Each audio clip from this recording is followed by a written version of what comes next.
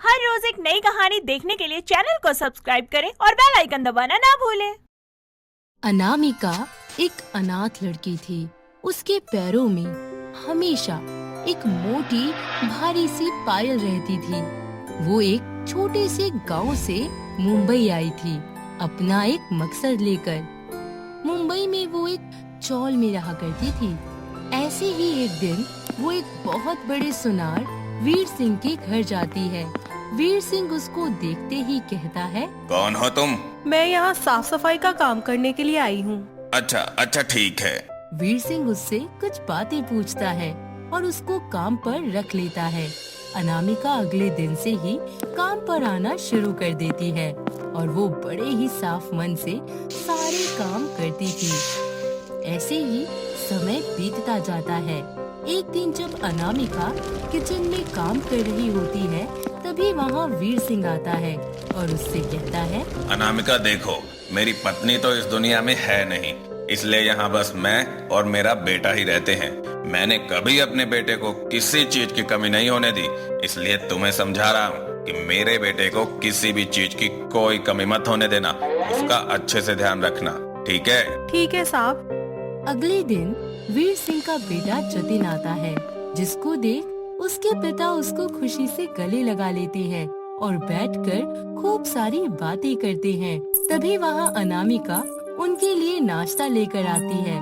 उसकी पायल की छन छन की आवाज सुनकर जतिन उसका बहुत मजाक बनाता है और कहता है, हे, तुम किसी जागरण में जा रही हो क्या? बेटे ऐसा नहीं बोलते। But dad, it's so funny. What's funny, Jatin ji? It's part of the dressing of an Indian women. Wow, नौकरानी भी इंग्लिश बोलती है। हाँ, लेकिन शायद आपको ये नहीं पता कि शिक्षा का अधिकार अमीरों और गरीबों दोनों को होता है। अच्छा जी। मेरे बेटे को सुधारने के लिए इससे अच्छी लड़की मेरे को कोई नहीं मिलेगी। अनामिका थोड़ी देर बाद वहाँ से चली जाती है और ऐसे ही समय बीतता जाता है और 2 दिन बाद जतिन का बर्थडे आने वाला होता है। वो अनामिका से कहता है, हे यार, उस दिन के लिए सो सॉरी। अरे कोई बात नहीं। 2 दिन बाद मेरा बर्थडे है और मैं उसकी पार्टी अपने दोस्तों के साथ मिलकर एक होटल में कर रहा हूँ, तो तुम भी आना वहाँ मेरे साथ। मैं नहीं जाऊंगी। प्लीज यार, एक मौका तो दो मुझे सुधरने का।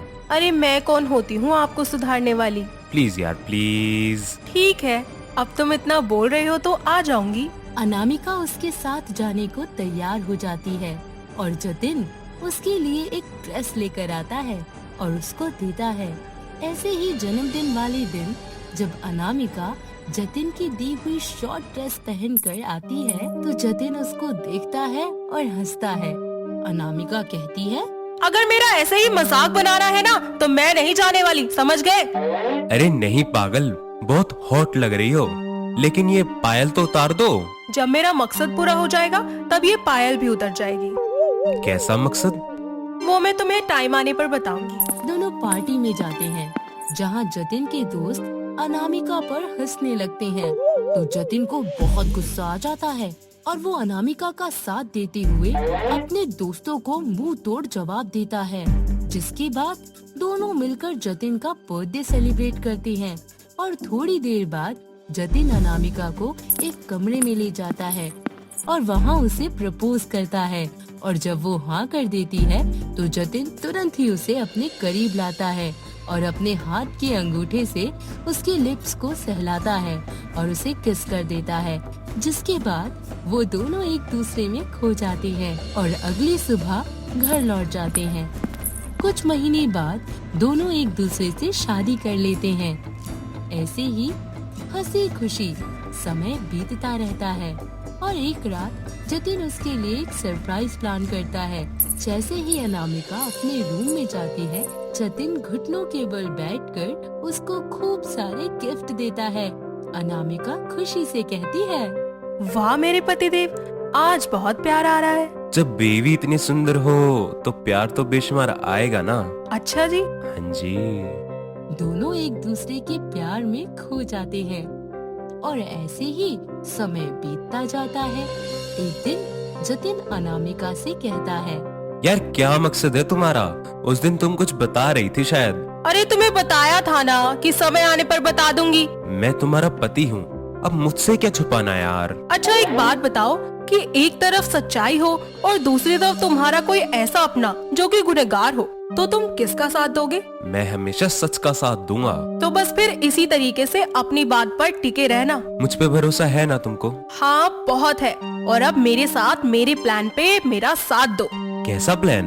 अनामिका उसको अपने मकसद के प्लान के बारे में बताती है।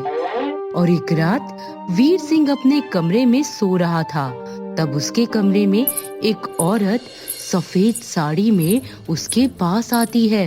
वीर सिंह उसको देखकर डर जाता है और अपने कमरे से भागकर जतिन के पास जाता है। जतिन और अनामिका दोनों दरवाजा खोलते हैं और कहते हैं, बेटा वहाँ एक बहुत डरावनी औरत है। क्या डैड, कोई सपना देखा होगा आपने? नहीं बेटा, नहीं। जतिन और अनामिका वीर के कमरे में जाते हैं तो वहाँ कोई नहीं होता। वो अपने पापा को समझा बुझाकर सुला देते हैं और ऐसे ही समय बीतता जाता है। और ऐसे ही उसको कोई औरत बार बार यूं ही सताती रहती है। ऐसे ही एक दिन जतिन और अनामिका वीर सिंह से कहते हैं, डैड आखिर कौन सी बात आपको इतना सता रही है? क्या बताऊं बेटा, कुछ है जो मैं किसी के साथ शेयर नहीं कर सकता। बात शेयर करने से उसका कोई सॉल्यूशन निकलेगा डैड, ऐसे नहीं। हाँ पापा जी बोलिए, क्या बात है? बोला ना तुम दोनों को, नहीं बता सकता मतलब नहीं बता सकता। तुम दोनों जाओ यहाँ से। तो ठीक है फिर, रहिए घुट घुट कर। जतिन आप ऐसे मत बोलिए पापा जी को, इनकी भी कोई मजबूरी होगी तभी तो नहीं बता रहे। ऐसे ही समय बीतता जाता है और एक रात वीर सिंह घर में अकेला होता है और उसके कमरे में एक औरत की हार चढ़ी तस्वीर लगी होती है। हर तरफ खून से लिखा होता है, मार डालूंगी तुझे।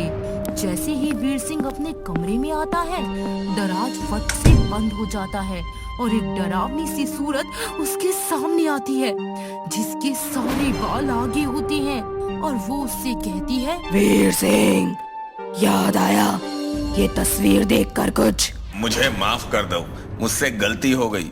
पहले अपनी गलती तो बता। मुझे माफ कर दो। अरे जो बोला है वो बता पहले। आज से ठीक 15 साल पहले मेरी दुकान पर एक सुमित्रा नाम की विधवा औरत आई थी। उसको पायल पहनने का बहुत शौक था। मेरी उस पर बहुत बुरी नजर थी। मैंने उसको एक महंगा पायल बहुत ही सस्ते दाम में दे दिया था। वो बहुत गरीब थी, इसलिए मैं उसके घर गया और उसकी खूबसूरती का फायदा उठाना चाहा। जब मैंने उसके साथ जबरदस्ती की तो उसने खुद को बचाने के लिए अपनी ही जान ले ली, पर अपनी इज्जत को नीलाम नहीं होने दिया। तभी वहाँ जतिन और पुलिस आ जाती है और वो औरत कोई और नहीं, अनामिका ही थी जो वीर सिंह को डरा रही होती है। वो जतिन को देखकर रोते हुए उसके गले लग जाती है। जतिन उसको चुप करवाते हुए कहता है, इंस्पेक्टर, आप इन्हें पकड़कर ले जाइए। शर्म आती है मुझे इनको अपना पापा कहते हुए। आज मेरी माँ की आत्मा को शांति मिलेगी जब उनका गुनहगार सलाखों के पीछे चला जाएगा। पुलिस वीर को गिरफ्तार कर लेती है और इसके बाद अनामिका की माँ को इंसाफ मिलता है। तो वहीं जतिन अपनी बीवी का साथ देता है और दोनों खुशी खुशी अपनी जिंदगी में आगे बढ़ते हैं। दोस्तों, अगर आपको ये कहानी पसंद आई तो इसे लाइक करें, शेयर करें और कमेंट करके बताएं कि कहानी में आपको सबसे अच्छा क्या लगा।